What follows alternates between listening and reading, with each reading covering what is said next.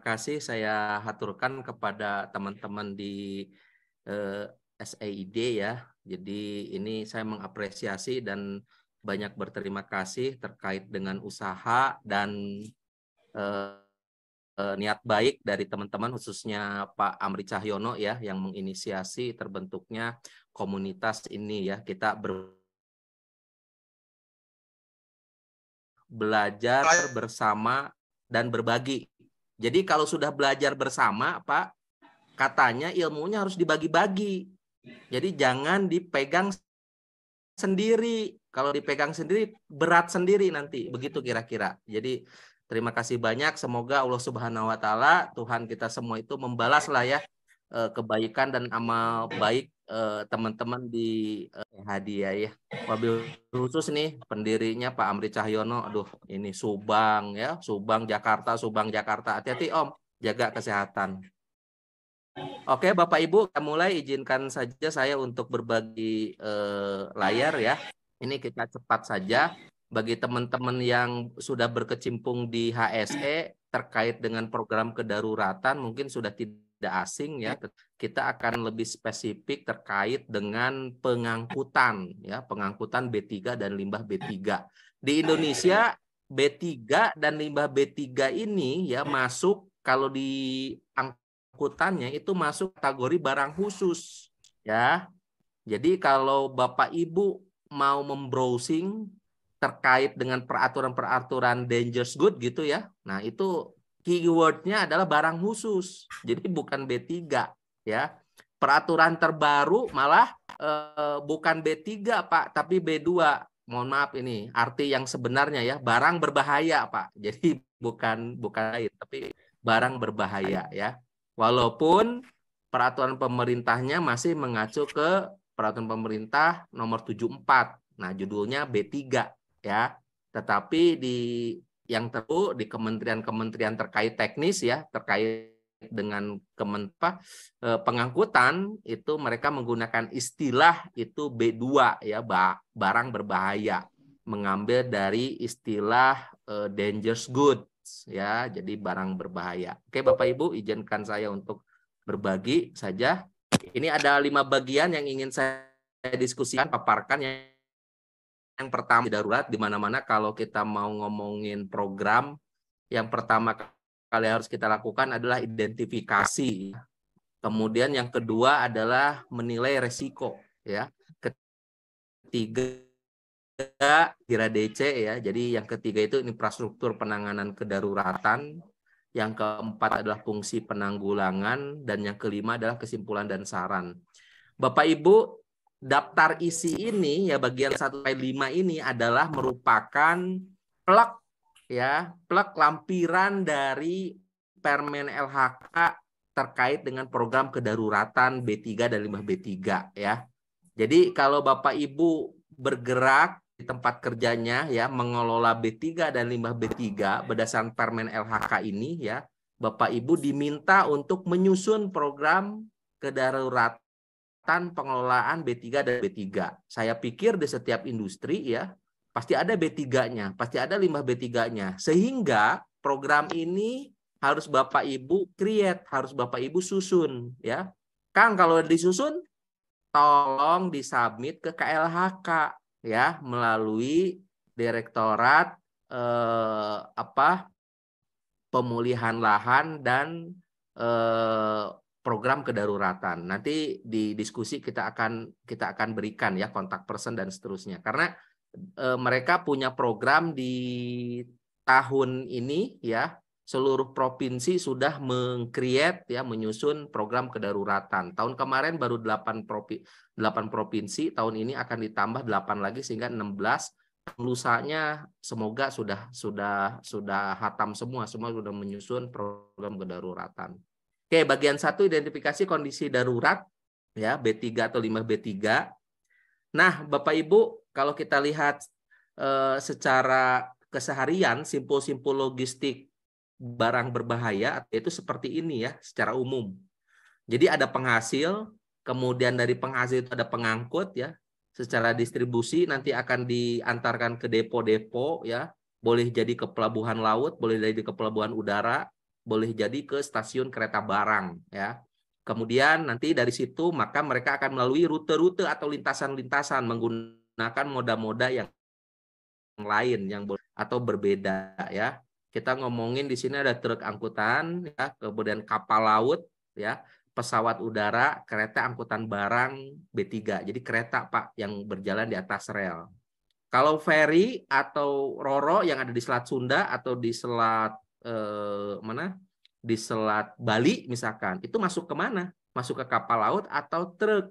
Ya, secara aturan Pak, penyeberangan itu dianalogikan sebagai jembatan ya. Sehingga ya penanganannya bukan di Dirjen Perhubungan Laut tetapi masih di Dirjen Perhubungan Darat ya. Berada di bawah balai-balai besar ya.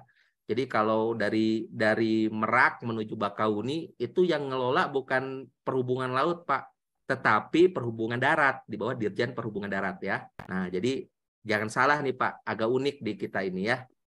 Kemudian dilanjutkan dengan penyimpanan selama pengiriman jika ada ya, berarti ada gudang-gudang di situ. Kemudian nanti disampaikan kembali, dilanjutkan dengan pengguna akhir ya.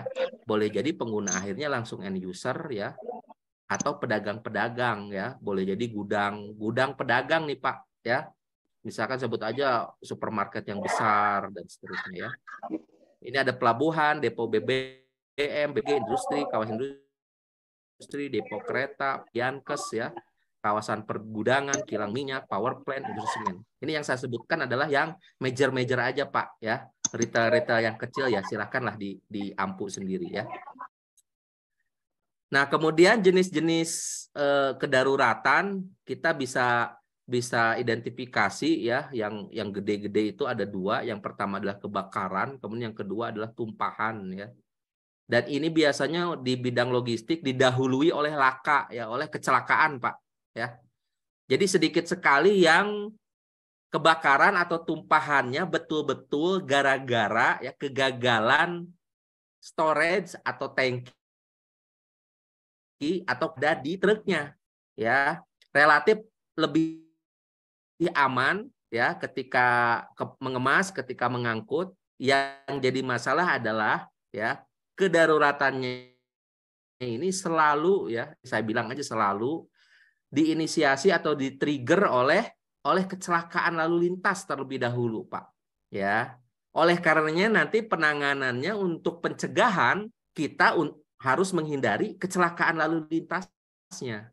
Di samping ya kita harus juga taat terhadap aspek-aspek teknis ya, proses safety yang ada di tangki misalkan ya, yang ada di kontainer, yang ada di ISO tank dan seterusnya. Termasuk di dalamnya adalah terkait dengan nanti tabel compatibility bahan ya. Karena ini penting Pak.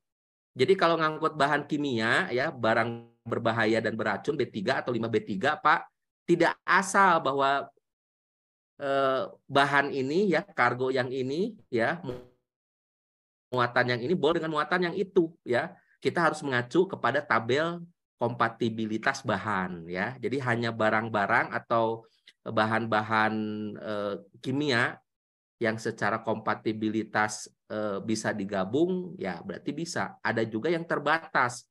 Artinya terbatas boleh diangkut dalam satu truk tetap tapi ada jarak atau ada sekat. Ada juga yang tidak boleh sama sekali untuk digabung atau diangkut berbarengan dengan barang lain. Jadi dia akan tunggal aja. Misal ya BBM ya.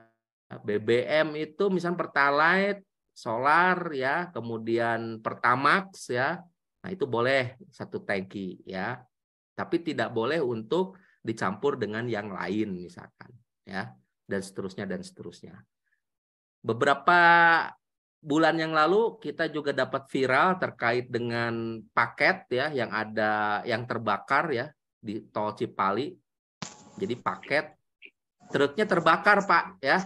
Nah, ini disinyalir bahwa yang diangkut itu adalah barang berbahaya ya.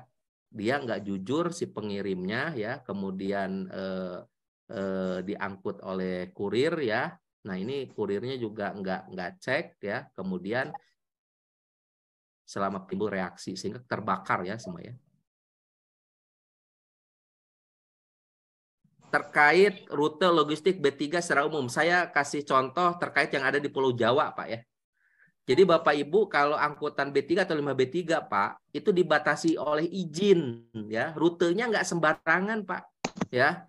Nggak asal nih. Saya mau lewat sini aja saya mau lewat sana dan seterusnya itu nggak bisa, Pak, karena angkutan B3 ya atau angkutan 5B3 itu dibatasi oleh izin. Nah, di dalam izinnya itu ada rute. Rutenya itu tertentu, nggak boleh di luar dari rute itu ya. Nah, dari rute ini kita harus bisa, Pak, mengidentifikasi mana rute yang lebih aman, mana yang rute rawan istilahnya ya, dan seterusnya dan seterusnya. Ada rute yang melalui jalan tol, ada rute yang melalui jalan non-tol ya. Mana yang lebih beresiko? Dua-duanya beresiko. Tetapi kalau kita lihat konsekuensinya bahwa jalan arteri itu akan melewati perkampungan atau perumahan ya, atau public area ya. Nah, itu makanya disarankan untuk bahan-bahan kimia, barang berbahaya itu diarahkan untuk melewati tol ya. Cuma nanti akan bersaing terkait dengan biaya ya. Oke, Bapak Ibu lanjut. Nah, ini highlight aja ya informasi bahwa untuk Jawa Tengah misalkan ya, untuk kategori 1 limbah B3, kategori 2 limbah B3 itu jumlahnya sekitar sekian ya. Banyak ya, Pak? Iya, banyak. Kemudian pengangkutnya juga banyak sehingga kalau kita lihat untuk Jawa Tengah, ini saya capture aja untuk Jawa Tengah, itu kira-kira sekitar 200-an ya, 200 ton per hari per pengangkut ya. Bayangin, Pak, ini huge ya untuk angkutan B3 atau limbah B3 ya. Kemudian bagian kedua, kalau kita sudah identifikasi ya, kemudian nilai, Pak, resikonya. Nah, ini di bagian resiko ini ada beberapa cara atau metode. Yang pertama adalah terkait dengan regulasi ya. Ini, Pak, jadi saya coba petakan ya, penilaian resiko itu berjenjang ya, institusional, korporasi atau lokal, kemudian pengangkutannya ya. Nah, ini Bapak Ibu sekarang itu kita kalau mau lihat apakah kita beresiko menengah, beresiko kecil atau beresiko tinggi ya, itu di awal pembentukan perusahaan atau badan hukum kita sudah bisa, Pak, bahwa industri saya akan dihukumi industri yang beresiko menengah misalkan atau beresiko tinggi misalkan. Dari mana? Dari OSS RBA ya. Nah, OSS RBA ini penapisan awal bahwa kita bisa menentukan bahwa perusahaan kita ya berdasarkan KLBI yang dipilih itu adalah resiko rendah, menengah, atau tinggi atau besar ya. Dari situ maka seluruh aturan ke bawahnya dampaknya atau konsep kita ikutin saja. Jadi enak kalau zaman sekarang ya, nggak ada tawar-menawar. Jadi langsung, industri saya mau ngangkut limbah B3 atau B3, langsung ya KLBI-nya 49432, langsung ya ke tinggi, resikonya tinggi. Nah gitu ya. Jadi nggak ada, Pak, kita berdalih, kamu ngangkut apa? Ngangkut cuka, Pak. Nah, cukanya seberapa banyak? 32.000 liter. Nah, berarti harus ada izin. Nah, ketika izin, ngurus OSS RBA ketika pertama kali mendirikan perusahaan, langsung, Pak, dihukumi sebagai perusahaan yang beresiko tinggi. Ya.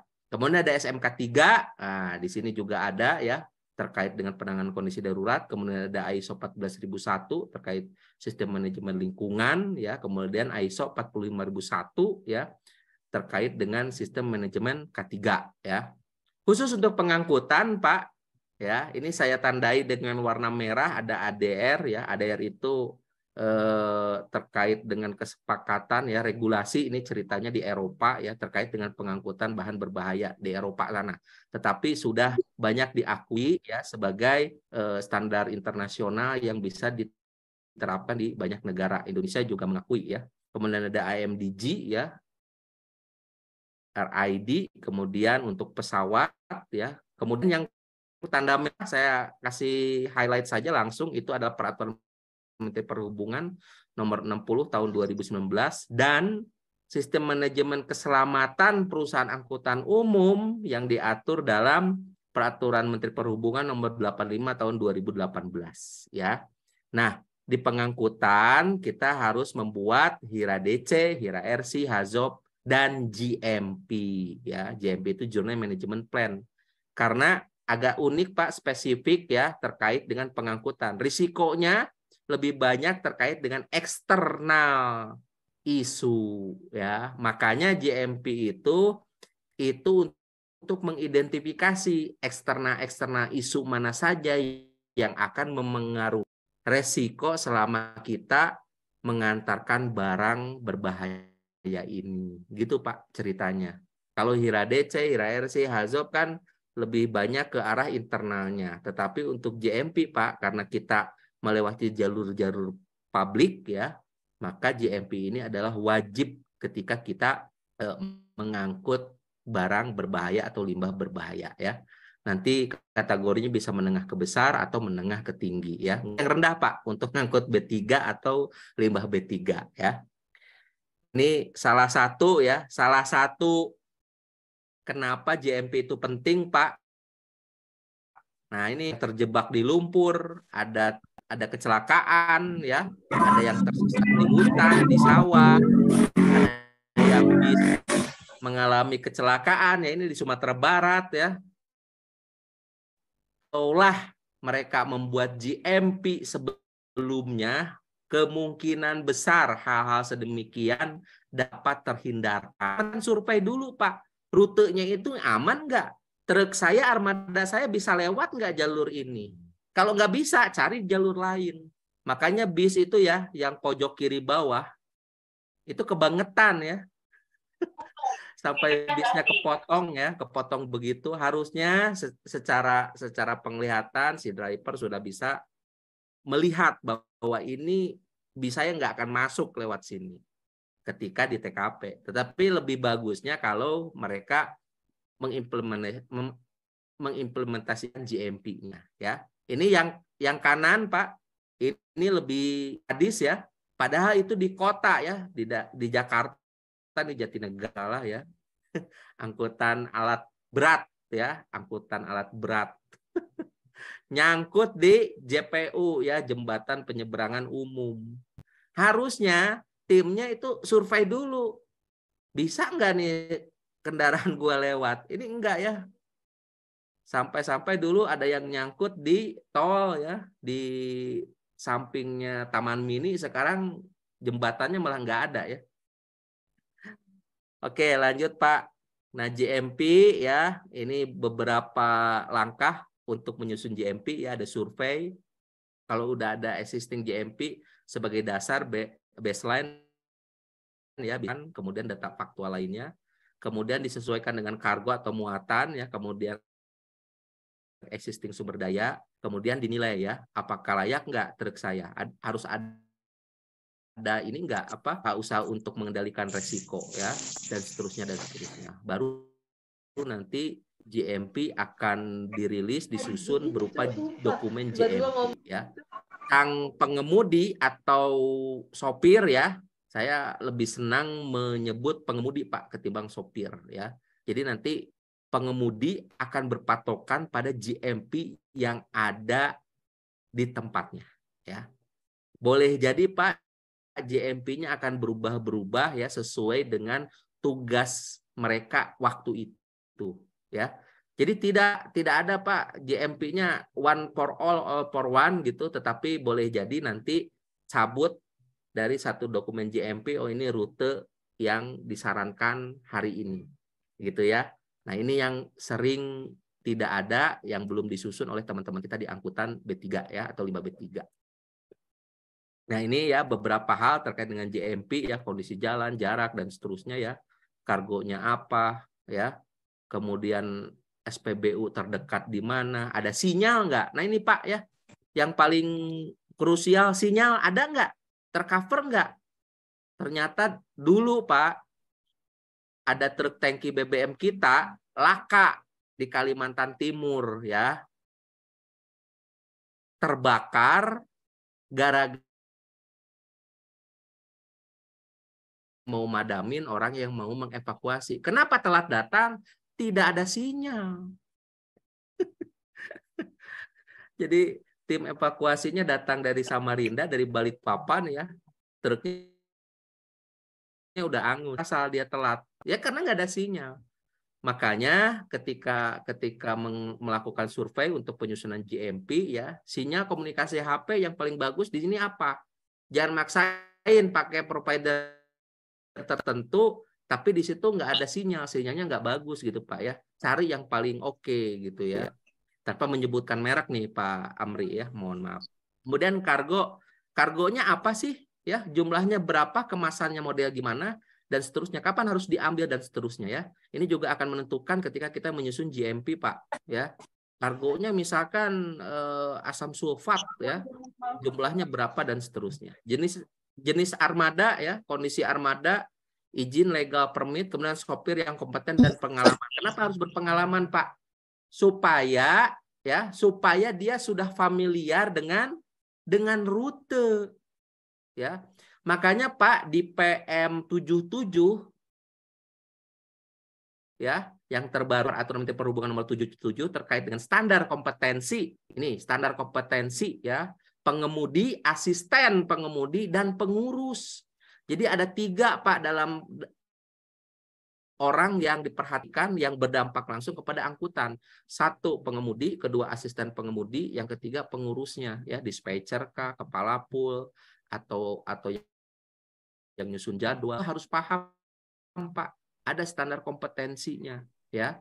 Kemudian nanti di sistem rekrutmen, training ya, OJT, 2 orang ini yang pengemudi dan asisten pengemudi kualifikasinya sama Pak. Dua-duanya harus punya kualifikasi sebagai pengemudi angkutan barang berbahaya ya. Walaupun nanti secara job desk, secara pangkat mungkin di tempat kerja dia sebagai asisten pengemudi. Kenek lah kalau bahasa kita mah ya. Tapi saya lebih senang sebagai asisten pengemudi. Ini beberapa contoh saja Pak. Dulu saya pernah bikin ya GMP seperti begini ya. Jadi mau dari Palembang kita mau ke arah mana? Ke arah Lampung ya dan seterusnya. Model-modelnya seperti ini Pak, sehingga kita bisa paham, bisa tahu apa yang harus kita lakukan ketika armada kita truk yang segede gaban itu melewati pasar misalkan ya, melewati area yang sempit misalkan ya, dan seterusnya. Nah ini terkait dengan Hira DC ya, saya terkait yang ada di salah satu perusahaan angkutan limbah B3 ya. Jadi kalau dari Hira DC Pak, cari kondisi darurat itu adalah kondisi di mana kondisi operasionalnya kita tandai sebagai kondisi emergensi ya. Ketika Bapak menentukan di proses itu adalah emergensi, berarti itulah kondisi emergensinya ya. Ini dari nomor 9 sampai nomor 11 kita anggap di sini sebagai contoh adalah sebagai kondisi emergensinya ya. Menangani tumpahan kebocoran muatan. Nah, di kondisi operasional kita tentukan sebagai kondisi emergensi. Jadi bukan normal Pak atau abnormal, tapi kondisi emergensi. Kemudian yang nomor 10 menangani kecelakaan lalu lintas. Nah, ini juga kita hukumi sebagai kondisi emergensi. Kemudian nomor 11 menangani kebakaran kendaraan atau muatannya. Nah, ini juga kondisi emergensi. Jadi ketika kita menyusun Hira DC Pak untuk angkutan limbah B3 atau B3 ya, kita langsung saja di prosedur disebutkan saja bahwa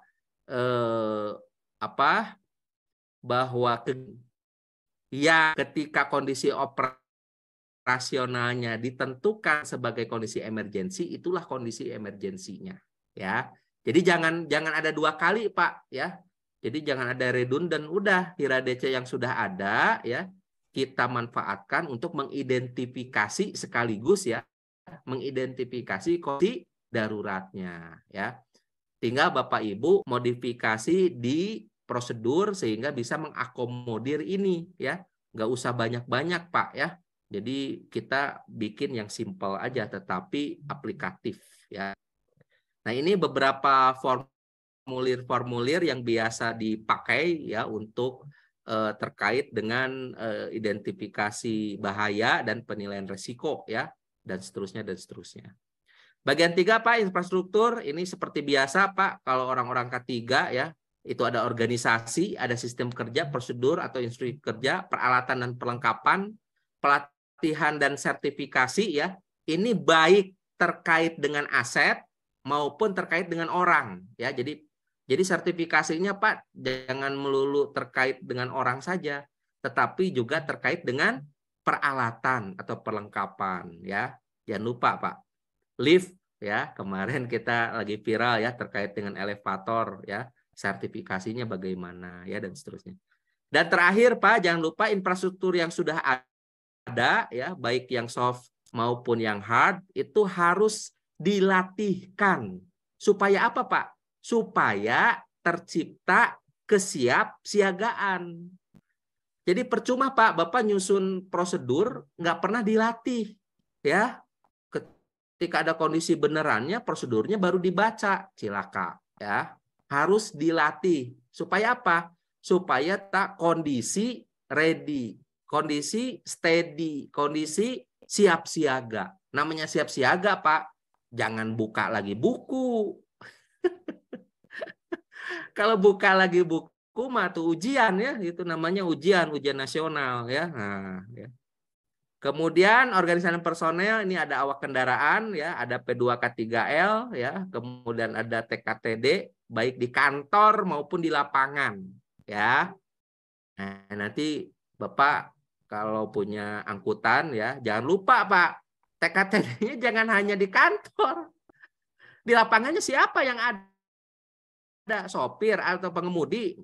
Jangan juga Pak ya. Jadi harus ada nanti ketika menggerakkan orang ya, personel-personel organisasi harus dikasih kewenangan bahwa dia menangani TKP ya, dengan pasti difasilitasi oleh orang yang ada di kantor ya sebagai commander.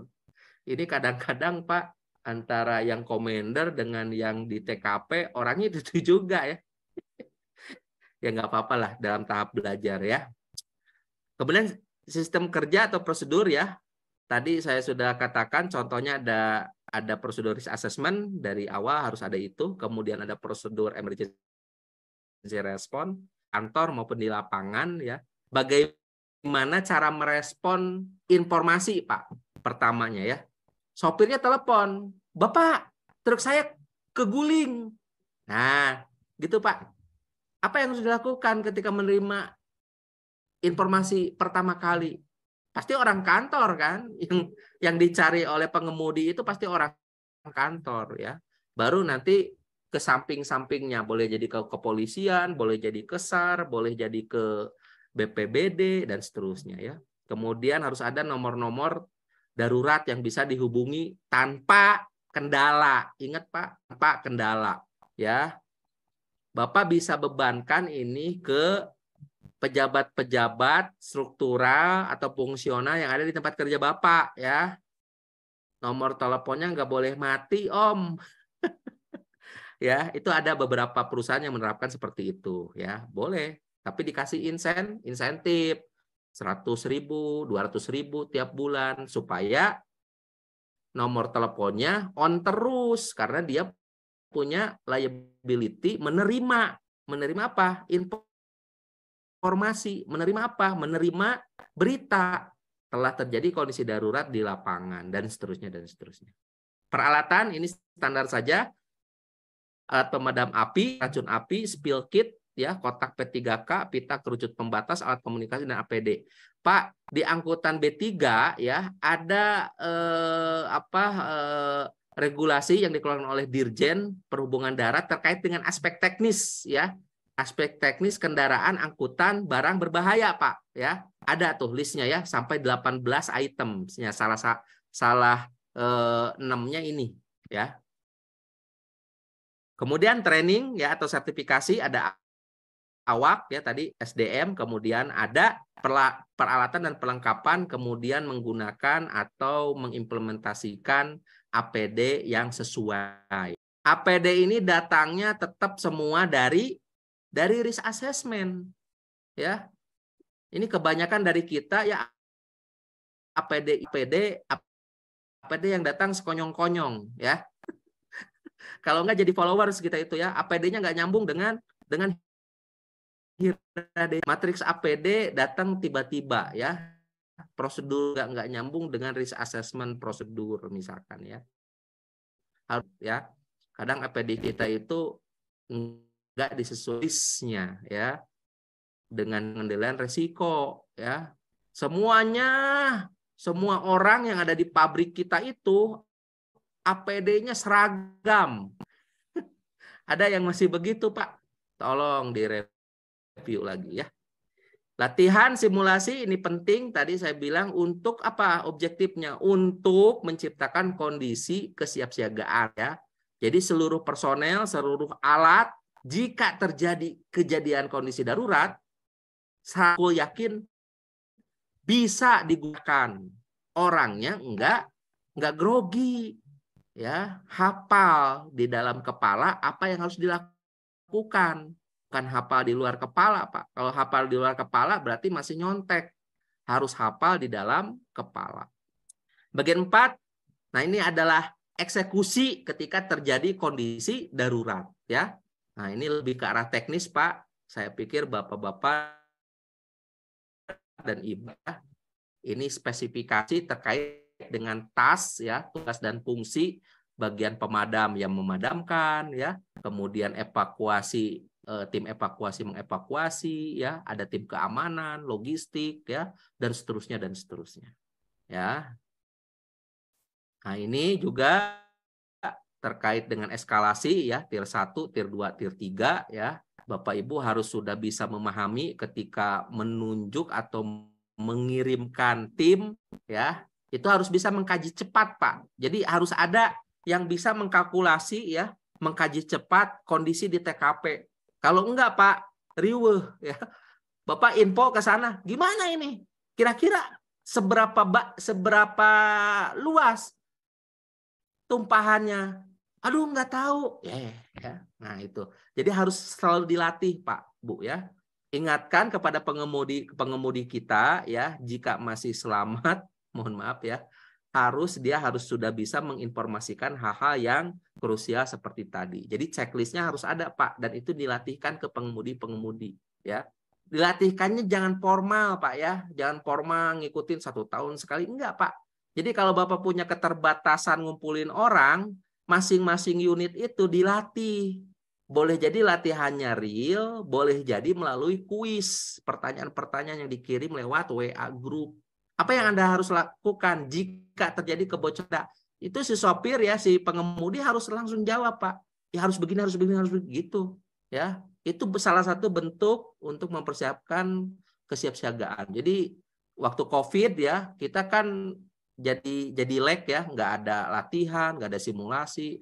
Nah itu harus bisa minimal 75%-nya ya dikonversi ke latihan soal-soal lah.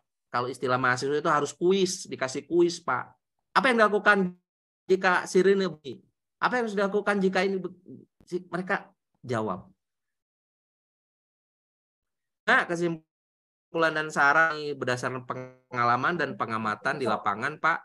Nah ini ya, nyusun JMP perlu, ya, wajib bagi saya, ya, bagi angkutan B3 dan limbah B3, ya, supaya kita kenal rute. Kalau kita tahu bisa menilai resiko, apa yang harus dilakukan supaya resiko bisa dikendalikan. Itu intinya, ya.